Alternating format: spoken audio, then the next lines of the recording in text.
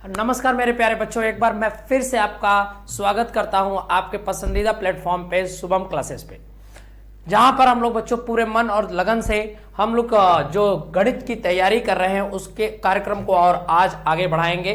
पिछले वीडियो में आप लोगों ने देखा था कि हम लोगों ने ट्रायंगल की एक एक्सरसाइज पूरी तरह से समाप्त कर दिया था। आज हम उसी अध्याय के उसी चैप्टर के दूसरे एक्सरसाइज को लेकर स्टार्ट करते हैं, जिसका नाम है 6.2।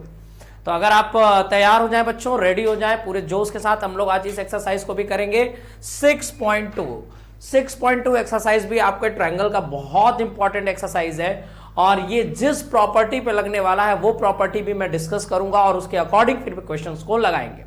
तो चलिए बच्चों तैयार हो जाइए, हम लोग पढ़ने वाले हैं 6.2 ट्रायंगल।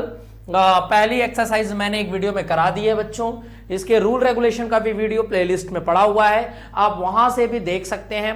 रूल रेगुलेशन देखने के बाद आप एक्सरसाइज की वीडियो भी देखेंगे तो आपको काफी मदद मिलेगी। तो चलते हैं बच्चों, स्टार्ट करते हैं सीधा 6.2 के क्वेश्चंस क्या है उनको देखते हैं। आ जाइए, देखिए बच्चों, अब आपके पास एक क्वेश्चंस आ गया है। अगर आप देखें तो आपके स्क्रीन पर एक क्वेश्चन है बच्चों, आपके स्क्रीन पे क्या क्वेश्चन है आप यहां पे देख सकते हैं। आइए, ये आपका एक क्वेश्चन है बच्चों जिसको हमें लगाना है।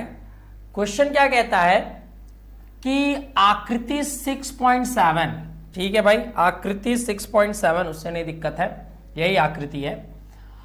इसमें दिया है कि आकृति फर्स्ट, आकृति सेकंड में डी जो है बच्चों बीसी की पैरेलल है, डीसी बीसी के समांतर है, और आप एडी ज्ञात करके बताइए। क्या ज्ञात करके बताइए बच्चों? एडी ज्ञात करके बताइए। एडी की वैल्यू ज्ञात कीजिए, एडी की वैल्यू ज्ञात कीजिए। देखते हैं तो देखो, इसमें एडी की वैल्यू ज्ञात करनी होगी यहां पे बच्चों, और यहां पे ईसी की वैल्यू ज्ञात करनी होगी। देख रहे हो, तो यहां पर अलग अलग तरीके से है, थोड़ा सा उसमें ध्यान देना होगा। लिखा पीडीएफ प्रिंटिंग में होगा, क्वेश्चन को एक बार देख लेते हैं बच्चों। हाँ बिल्कुल बिल्कुल, आ जाइए। ये वाला जो डायग्राम है, फर्स्ट वाला डायग्राम बच्चों, इसमें आपको ईसी की वैल्यू कैलकुलेट करके देनी है। ईसी की वैल्यू क्या है? और ये जो आपका सेकेंड डायग्राम इधर है बच्चों, सेकेंड डायग्राम, इसमें आपको लेंथ ऑफ एडी कैलकुलेट करके देना है। एडी कैलकुलेट करके देना है, ठीक है बच्चों, एडी कैलकुलेट करके देना। आइए मैं आपको बता देता हूं कि ये क्वेश्चन कैसे लगने वाला है। हम लोगों ने एक प्रमेय पढ़ा था बच्चों, और मैं दोबारा वो प्रमेय बताता हूं जिसको बोलते हैं आधारभूत समानुपातिकता का प्रमेय। आधारभूत समानुपातिकता का प्रमेय मैंने कॉन्सेप्ट और फॉर्मूला वाले वीडियो में, जिसमें सेकंड पार्ट है, उसमें बहुत अच्छे से डिस्कस किया है। आप वहां पे जाके देख सकते हैं, और उसी अकॉर्डिंग, उसी प्रॉपर्टी के अकॉर्डिंग ये क्वेश्चंस लगने वाले हैं। मैं दोबारा वो प्रॉपर्टी बता रहा हूं, आप जरा ध्यान दीजिए।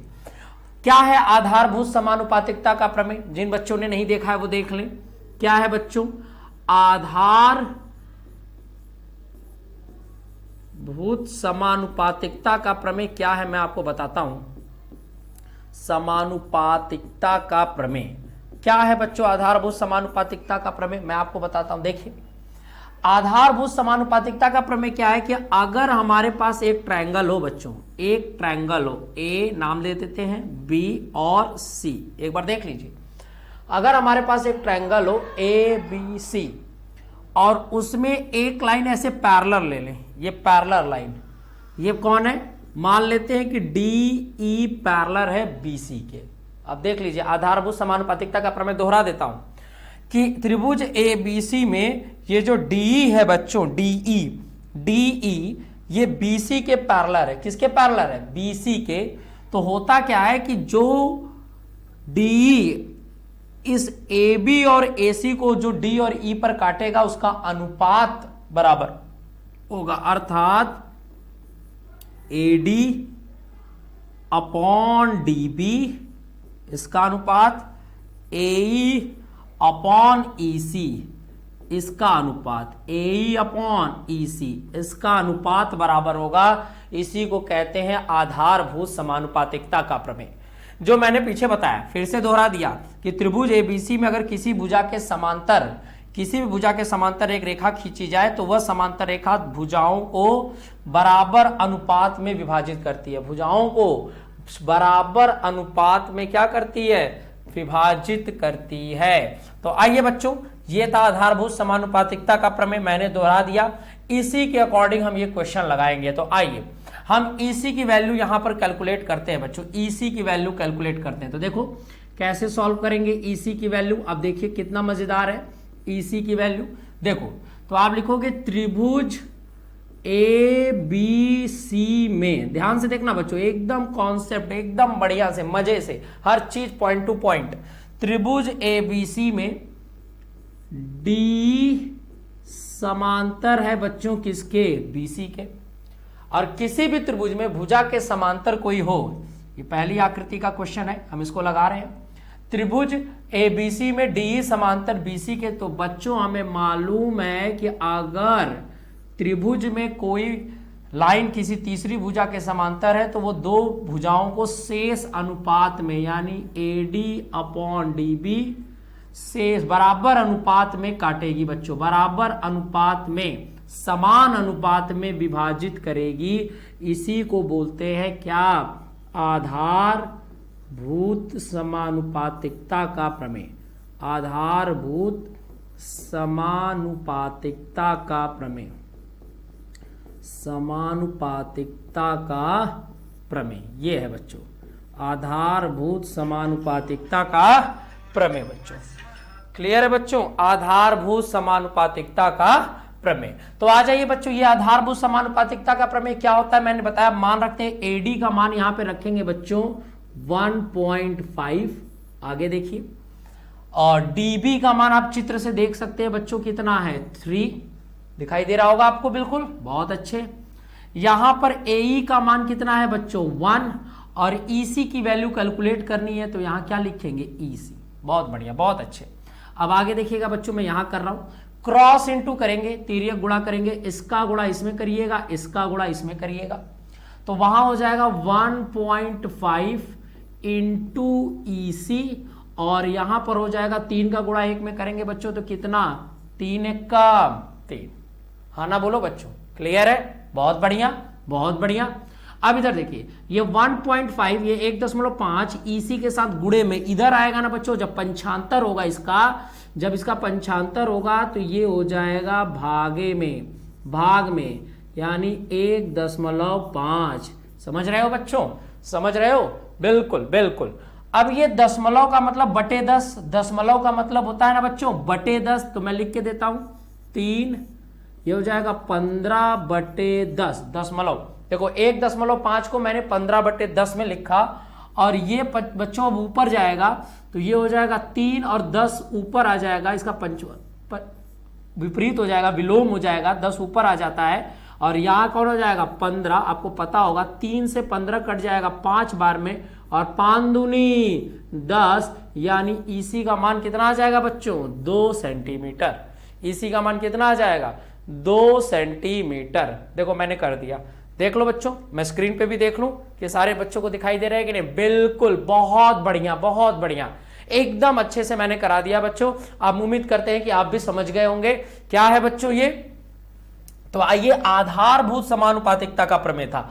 आधारभूत समानुपातिकता के प्रमेय की मदद से हम लोगों ने यहां पर वैल्यू इसकी निकाल दी, कितनी, 2 सेंटीमीटर, 2 सेंटीमीटर। बोलो हाँ ना बच्चों, क्लियर है।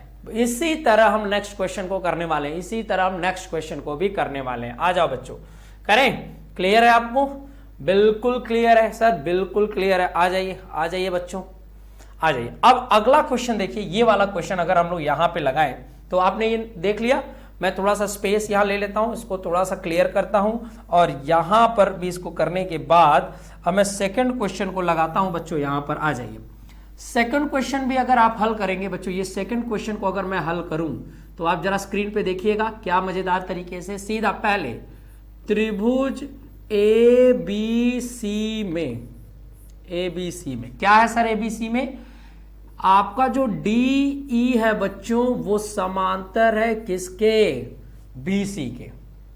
DE समांतर है किसके, BC के। तो क्या होगा भाई, तो आधारभूत समानुपातिकता का प्रमेय लग जाएगा, यानी AD अपॉन डी बी, और ये हो जाएगा ए ई अपॉन ई सी, ए ई अपॉन ई सी, ए ई अपॉन ई सी। देख लो बच्चों, हो गया। इसी को हम लोग बोलते हैं आधारभूत समानुपातिकता का प्रमेय, या फिर बेस बीपीटी, इसका इंग्लिश में शॉर्ट नेम है बेसिक प्रोपोर्शनल थ्योरम। मैं आपको यहां पे लिख देता हूं, ठीक है। मैंने शॉर्ट में लिख दिया बीपीटी, लेकिन आप हिंदी में लिखोगे आधारभूत समानुपातिकता का प्रमेय या बेसिक प्रोपोर्शनल थ्योरम। आ जाओ बच्चों, एडी की वैल्यू क्या है, नहीं पता सर, एडी तो कैलकुलेट करना है। एडी यहां देख लेते हैं। डीबी की वैल्यू देखो इस चित्र में दी गई है बच्चों 7.2, बहुत अच्छे। एई की वैल्यू देखो दी गई है, एई की वैल्यू दी गई है 1.8, और ईसी की वैल्यू, सॉरी मल्टीप्लाई नहीं करना बच्चों, ईसी की वैल्यू भी दी गई है कितना, 5.4। देख लो, क्लियर है। मैं स्क्रीन पे देख लूं, सारे बच्चे देख रहे हैं, बढ़िया दिखाई दे रहा है कि नहीं? बिल्कुल बिल्कुल बिल्कुल, ये पॉइंट है बच्चों। रुक जाओ, थोड़ा सा क्लियर कर दूं जिससे सारे बच्चों को क्लियर दिखे।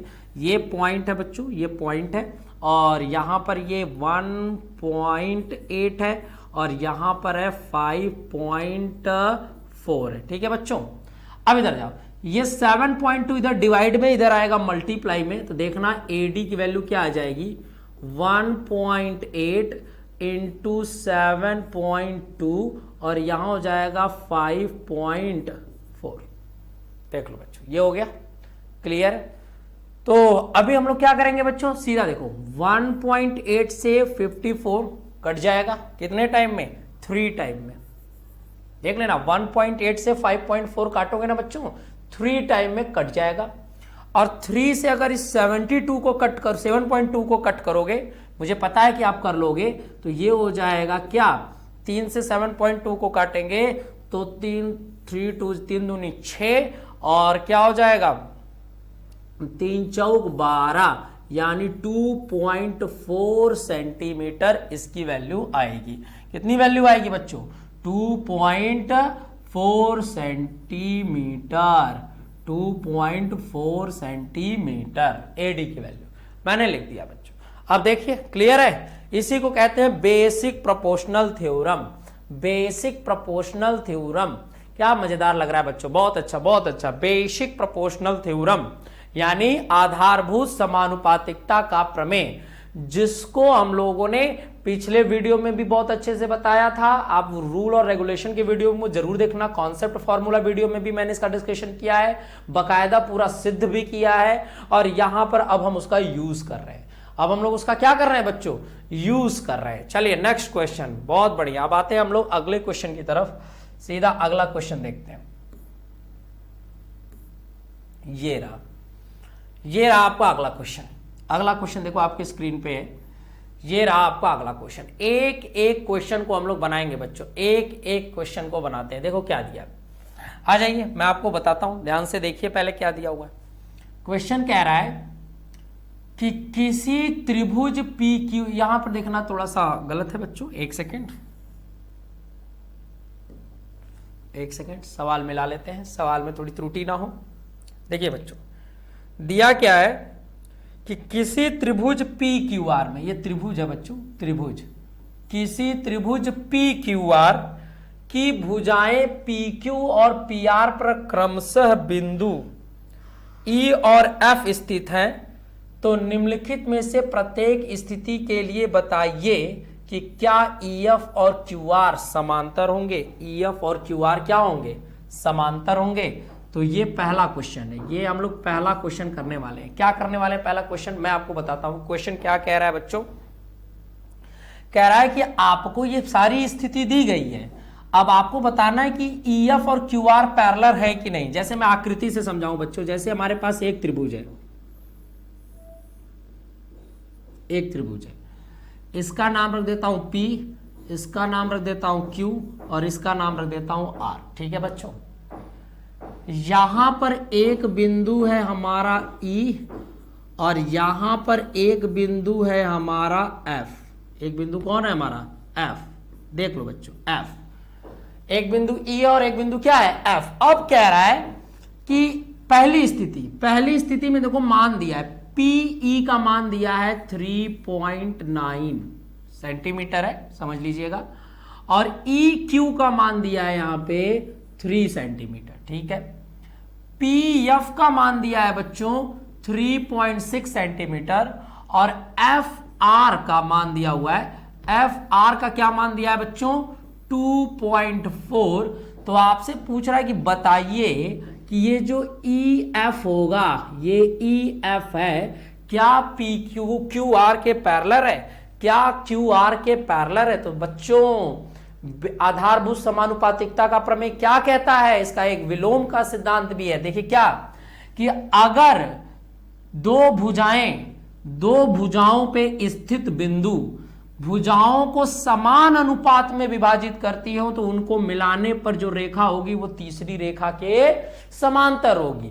आधारभूत समानुपातिकता का विलोम वही है बच्चों। जैसे क्या कि अगर ये रेखा समांतर है, ध्यान दीजिएगा, थोड़ा बातों को ध्यान दीजिएगा, अगर ये रेखाखंड तीसरी रेखा के समांतर, इसके समांतर, ये EF अगर QR के समांतर है तो ये समान अनुपात में विभाजित होंगे। लेकिन बच्चों अगर ये समान अनुपात में विभाजित है, समान अनुपात में है, तो ये इसके समांतर होगा। तो दोनों का विलोम ही है बच्चों। चाहे अगर समांतर है तो समान अनुपात में काटेगा, अगर पहले से ही समान अनुपात में दिया हुआ है तो इसका मतलब वो रेखा समांतर है। तो आइए हमें बकायदा बताना क्या है। तो भैया हमको बताना है कि EF और QR समांतर है कि नहीं। तो आ जाओ बच्चों, हम लोग कैसे इसको हल करेंगे। तो हम लोग ना बच्चों पहले इनका अनुपात निकालेंगे। देखो कैसे, पहले ले लेना PE या फिर ऐसे लिखेंगे त्रिभुज PQR में, त्रिभुज PQR में, त्रिभुज PQR में। हाँ भाई क्या है सर, आ जाओ देखो बच्चों, PE अपॉन EQ,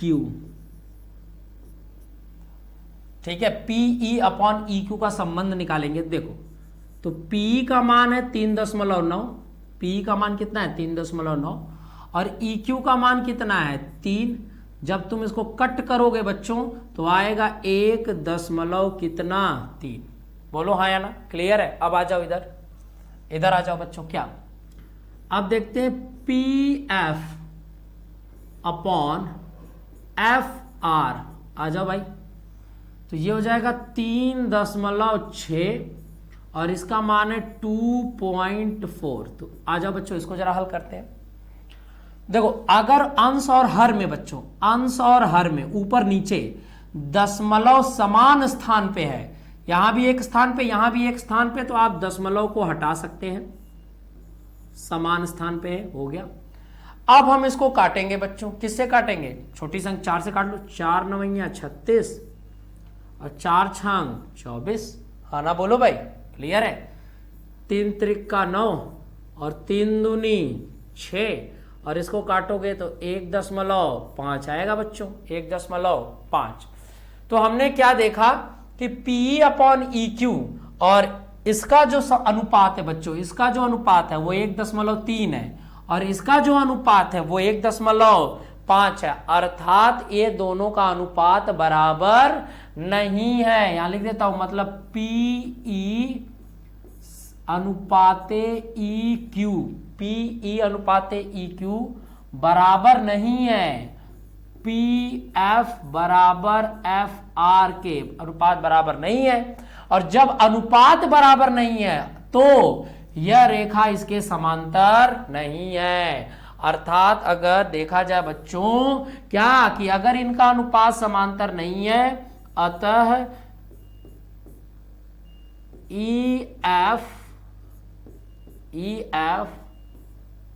QR के समांतर नहीं है बच्चों, EF QR के समांतर नहीं है। कब समांतर होता, जब इनके अनुपात आपस में बराबर होते, जब इनके अनुपात आपस में बराबर है। क्या कह रहे हो बच्चों, दिखाई दे रहा है ना सब क्लियर, अच्छे से दिखाई दे रहा है ना, एक एक वर्ड आपको समझ में आ ही रहा होगा, मुझे पूरी उम्मीद है आपको क्लियर समझ में आ रहा होगा बच्चों। तो देख लीजिएगा, तो मैंने ऐसे बता दिया कि ये समांतर क्यों नहीं है बच्चों, क्यों, कारण क्या है क्यों? क्योंकि इनके जो अनुपात है वो बराबर नहीं है, यह आधारभूत समानुपातिकता का पालन नहीं करता। अगर इनके ये अनुपात बराबर होते तो ये रेखा भी समांतर होती, तब ये समांतर होते। तो अनुपात बराबर नहीं है, इसीलिए EFQR के समांतर नहीं है। तो इस परिस्थिति में बच्चों, पहली वाली परिस्थिति में समांतर नहीं है। अब बकायदा ऐसे समझेंगे, नहीं है। क्लियर है भाई? आ जाते हैं दूसरी स्थिति देखते हैं बच्चों। क्लियर है? आ जाते हैं दूसरी स्थिति देखते हैं। दूसरी स्थिति में क्या स्थिति है, आइए देखते हैं। आ जाइए, बहुत बढ़िया। तो अब दूसरी स्थिति क्या है हमारे पास?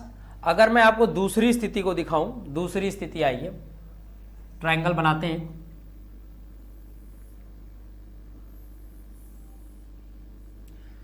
PQR, यहां पे ले लेना बच्चों E, यहां पे ले लेना बच्चों F। हमें दिखाना है कि EF और QR समांतर है कि नहीं। आ जाओ, अब तो आपको पूरा प्रोसेस बता ही दिए हैं बच्चों, सीधा लगाने का प्रयास करते हैं। PE का मान है 4, QE का मान है 4.5 और PF का मान है 8 और PRF का मान है 9। आ जाओ बच्चों, तो सीधा त्रिभुज PQR में, त्रिभुज PQR में क्या बात है भाई? त्रिभुज PQR में आ जाओ बच्चों। तो पहले निकालेंगे PE और EQ का संबंध निकालेंगे, ठीक है। तो PE का मान कितना है बच्चों? 4 और EQ का मान कितना है बच्चों? 4.5। चलिए भाई हल करते हैं इसको, कोई बात नहीं है। तो आपको तो मालूम है बच्चों 4 है, ये दशमलव जब हटेगा तो ये बटे में आ जाएगा। किस में आ जाएगा? बटे में 10, और फिर ये 10 ऊपर चला जाएगा बच्चों, विलोम उल्टा हो जाएगा, 4/10 और ये क्या हो जाएगा? 45। समझ गए? काटेंगे, 5 दूनी 10 और 5 नवा 45। देख रहे हो बच्चों? और 4 में 2 का गुणा करेंगे तो 8/9। कितना आ गया? 8/9। बहुत बढ़िया, बहुत अच्छे। अब आ जाते हैं, दूसरा करते हैं बच्चों। तो PF, देखना बच्चों, PF और FR। तो PF की वैल्यू देखो बच्चों, रखो 8 और इसकी वैल्यू क्या है? 9। तो आप देख रहे हो क्या हो गया भाई? अतः यहां पे हो गया भाई, शुरू में दोनों का अनुपात देखो बच्चों बराबर है। इसका अनुपात है 8/9, इसका भी अनुपात है 8/9, अर्थात PE EQ बराबर है बच्चों PF अपॉन FR के, बराबर है अनुपात। और किसी भी त्रिभुज में बच्चों अगर भुजा, यहां पर किसी भी त्रिभुज में दो भुजाओं के अनुपात बराबर हो, दो भुजाओं को मतलब ऐसी दो बिंदु जो उनको ऐसी रेखा जो उनको बराबर अनुपात में विभाजित करती है, तो वो तीसरी रेखा के समांतर होगी, यानी EF समांतर होगी QR के।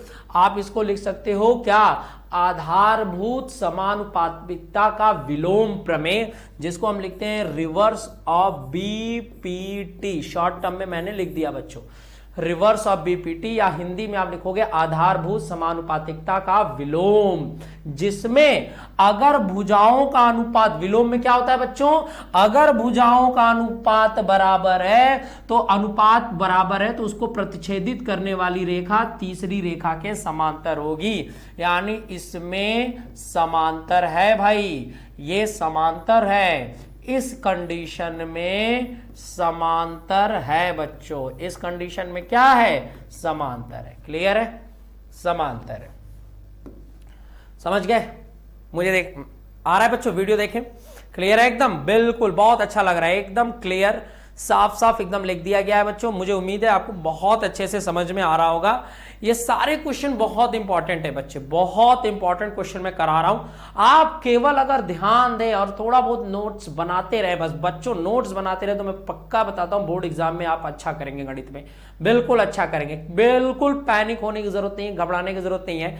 आप एक एक वीडियो को रेगुलर समय दें, थोड़ा सा समय दे, मैं गारंटी बताता हूं कि आपको काफी मदद मिलेगी। जो बच्चे अभी भी तैयारी नहीं कर रहे हैं वो केवल इस शुभम क्लासेस की वीडियो से जुड़कर अच्छा मार्क्स ला सकते हैं बिना किसी कठिन परिश्रम के। केवल साथ लगे रहे बच्चों, जैसा हम लोग कर रहे हैं, जैसे हम लोग पढ़ रहे हैं, जैसे जुड़े रहे, कहीं जाने की जरूरत नहीं है, कहीं धूप बारिश कहीं नहीं, घर में बैठकर आप अच्छे मार्क्स ला सकते हैं बच्चों, बहुत बढ़िया कर सकते हैं। बस रेगुलर क्लासेस ज्वाइन करते रहिए। चलिए बच्चों आइए, अब इसी के बाद थर्ड वाला भी चेक करेंगे बच्चों कि थर्ड की कंडीशन क्या है। थर्ड की कंडीशन अगर हम देखें, थर्ड की कंडीशन क्या है बच्चों, थर्ड की कंडीशन क्या थर्ड में पैरेलल होगा? तो आ जाइए बच्चों, आ जाइए, फिर से हम लोग एक ट्रायंगल बनाते हैं, एक ट्रायंगल बनाते हैं। ये वेरी गुड, इस ट्रायंगल का नाम है पी और क्यू आर। यहां पर एक बिंदु ले लीजिए, यहां पर एक बिंदु ले लीजिए, ई एफ सॉरी बच्चों, आ गया ई और एफ। क्या करता है भाई, मान दिया है, देखो सॉरी ई एफ लेना, गलती हो गई बच्चों, क्यू आर लेना है, सॉरी यहां पे क्यू आर लेना है, क्यू और आर, क्यू आर लेना है, ठीक है। आ जाओ, तो पी क्यू का मान दे रखा है बच्चों 1.28 और इसका मान दे रखा है 2.56, ठीक है बच्चों। इसका मान दे रखा है 0.18 और इसका मान दे रखा है 0.36, ठीक है भाई। अब हमको बताना है क्या क्या क्यू आर समांतर है क्या, एक सेकेंड, ई एफ ही था बच्चों, गलती हो गई मुझसे, मैंने ई एफ सही लिखा था, सॉरी ध्यान नहीं दिया आपसे। यहां पर क्वेश्चन में प्रिंटिंग है थोड़ा गड़बड़ बच्चों, एक मिनट, क्वेश्चन सही है बच्चों, और एक सेकंड क्षमा चाहेंगे बच्चों, मैंने थोड़ा जल्दबाजी में गलत डायग्राम क्रिएट कर दिया। अब जरा ध्यान दें, इस बार डायग्राम थोड़ा अलग है, आ जाओ कैसे है देखते हैं कि इस बार डायग्राम क्या कह रहा है, देख लेते हैं। इस बार नया बनाते हैं, मैंने गलत डायग्राम बनाया था। ये P है, ये Q है, ये R है, ठीक है। यहां पर आपका E है बच्चों, यहां पर आपका क्या है, F है, एकदम सही है, क्लियर है। आ जाओ, अब इन्होंने क्या दे दिया, PQ मतलब पूरे की लंबाई दे रखी है बच्चों, इस बार पूरे की लंबाई दे रखी है 1.28, ठीक है। और PR मतलब इस पूरे साइड की लंबाई दे रखी है इन्होंने क्या, 2.56, ठीक है बच्चों, क्लियर है। अब PE की वैल्यू अलग से दे रखी है 0.18, बहुत अच्छे, और PF की वैल्यू भी दे रखी है 0.36, ये दे रखा है, गुड, ये क्वेश्चन है, ठीक है बच्चों। तो मैंने थोड़ा सा गलत पढ़ा, मुझे लगा कि मिसप्रिंट है, ठीक है, सही है, हो गया बच्चों, क्लियर है, क्लियर है आप लोग को। क्वेश्चन का फॉर्मेट थोड़ा बदल गया तो कोई दिक्कत नहीं है बच्चों, हम पहले ये वाली लेंथ पता करेंगे और ये वाली लेंथ पता करेंगे और उसके अकॉर्डिंग कर सकते हैं। इसका एक और थ्योरी है, लेकिन अभी हम लोग एकदम बेसिक से चलेंगे। इसकी एक और प्रॉपर्टी है जिसमें हम लोग इसी क्वेश्चन को लगा सकते हैं, लेकिन पहले हम बेसिक से चलेंगे। आ जाइए, तो पहले त्रिभुज ABC में सबसे पहले हम ना बच्चों EQ का साइड पता करेंगे। तो देखो कैसे, EQ कैसे पता चलेगा बच्चों, EQ ये लेंथ कैसे पता चलेगी, तो PQ माइनस PE कर देंगे, देखना ध्यान से, PQ माइनस PE कर दीजिए। आ जाइए, PQ का मान क्या है बच्चों, 1.28 माइनस PE की वैल्यू क्या है 0.18। देखो मैंने माइनस किया, तो माइनस करेंगे तो 8 में से 8 गया 0, 2 में से 1 गया 1, 0.1 में से 0 गया 1, ये लेंथ आ गई बच्चों 1.10। देखो मैंने लिख दिया, क्लियर है, 1.10, 1.10। आ जाओ बच्चों, 1.10 ये रहा, मैंने ये लेंथ लिख दिया, क्लियर है। नेक्स्ट हम FR की भी वैल्यू क्रिएट करेंगे बच्चों, FR की वैल्यू भी क्रिएट करेंगे। क्या है देखो, तो FR निकल जाएगा बच्चों PR माइनस FR, बिल्कुल समझ रहे हो ना बच्चों, बस PR में से ये PF को माइनस करेंगे तो FR आ जाएगा। क्या है बच्चों, तो ये है 2.56 और माइनस किसको करना है 0.36 को। क्लियर है? आ जाओ बच्चों, 6 में से 6 गया 0, 5 में से 3 गया 2 एंड 2 में से 0 गया क्या आ जाएगा 2। देखो बच्चों क्लियर है? यस सर बिल्कुल क्लियर है। तो इसकी लेंथ आ गई 2.20। आ जाओ, अब हम लोग यहां पर इनका रेशियो निकालेंगे। क्या है रेशियो भाई? अब तो आपको मालूम है कि PE अपॉन EQ निकालेंगे बच्चों। आ जाओ, PE अपॉन EQ, तो ये है 0.18 और ये है 1.10। तो मैंने अभी आपको सिखाया क्या बच्चों कि अगर कहीं पर, एक बार देख लें वीडियो में बच्चों को दिखाई दे रहा है कि सही नहीं? हाँ बिल्कुल बिल्कुल, लिखावट सही है, सब कुछ समझ में आ रहा है ना बच्चों? हाँ आ जाओ। तो ये क्या कह रहा है कि अगर दशमलव समान स्थान पे है तो दशमलव हटा दो बच्चों, 18/110, 18/110।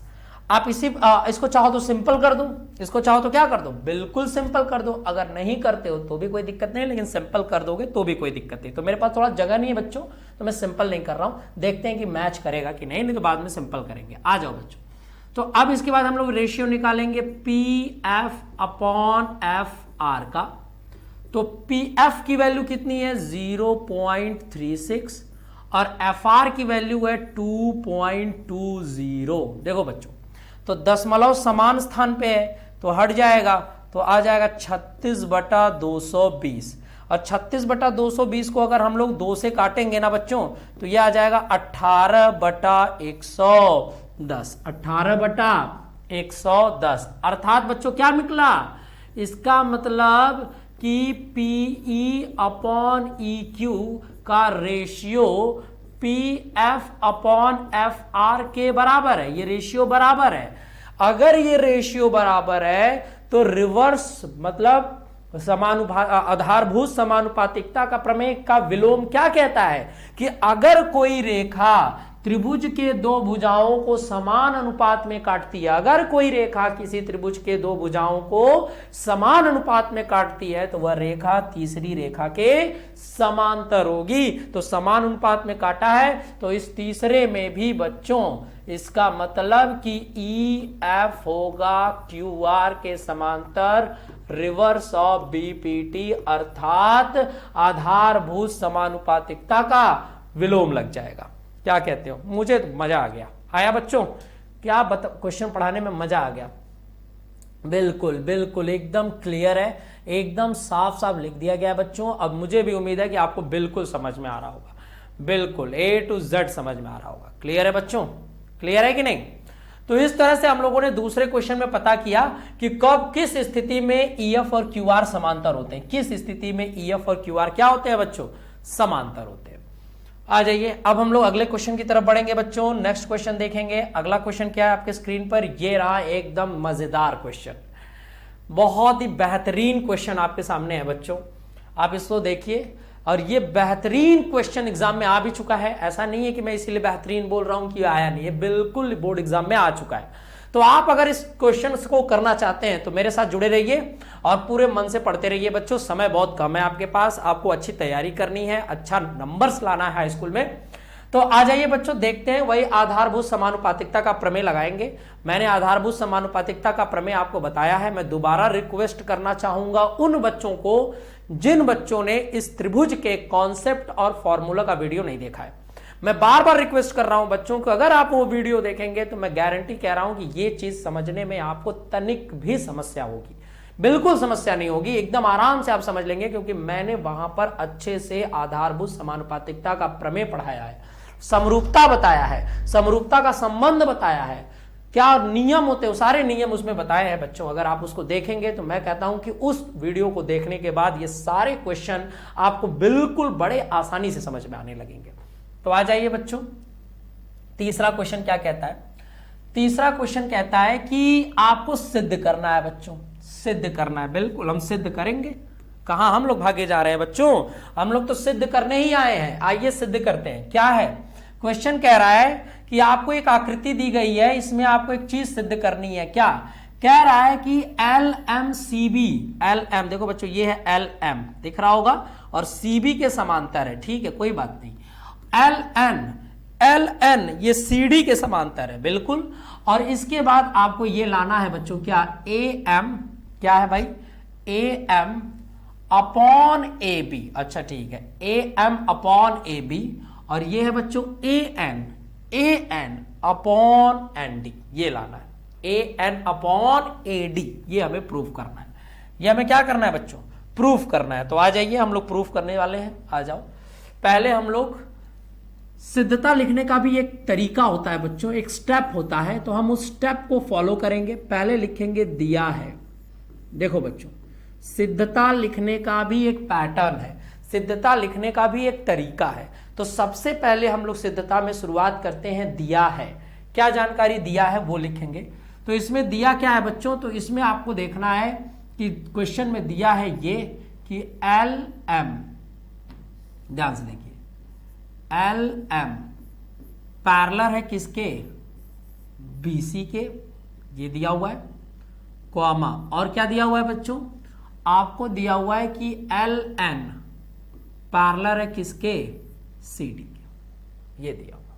हाँ ना बोलो बच्चों, क्लियर है। हाँ दिया है के बाद हम लोग लिखते हैं कि क्या सिद्ध करना है बच्चों, क्या सिद्ध करना है।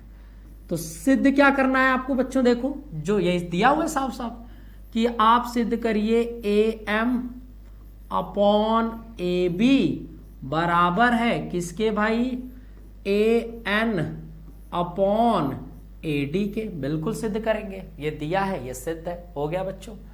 दिया है और सिद्ध लिखने के बाद हम शुरू करेंगे बच्चों उपपत्ति और अपना एक्सप्लेनेशन देंगे कि कैसे हम लोगों ने इसको सिद्ध किया है। आ जाओ बच्चों, तो स्टेप बाय स्टेप नंबरिंग करके। पहला देखो त्रिभुज ACB लेंगे बच्चों, मैं आपको मार्क कर देता हूं जिससे आपको क्लियर हो। हम लेंगे त्रिभुज AC और B, इधर वाला त्रिभुज लेंगे, आकृति देख रहे होंगे, ये वाला त्रिभुज लेंगे बच्चों, ये वाला आपको दिखाई दे रहा है ऊपर वाला त्रिभुज, बिल्कुल बिल्कुल। आ जाओ, तो त्रिभुज मैं आपको लिख के दिखा दूं, त्रिभुज क्या भाई, त्रिभुज ACB में, त्रिभुज ACB में, हाँ भाई त्रिभुज ACB में क्या है बच्चों, त्रिभुज ACB में दिया हुआ है कि जो LM है, LM वो किसके पैरेलल है बच्चों, BC के, ये दिया हुआ है, ठीक है दिया हुआ है।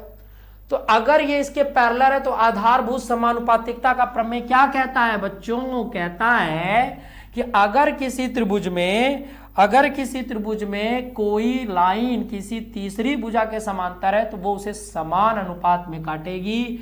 यानी बच्चों आप लिखोगे क्या, आप लिखोगे AM अपॉन MB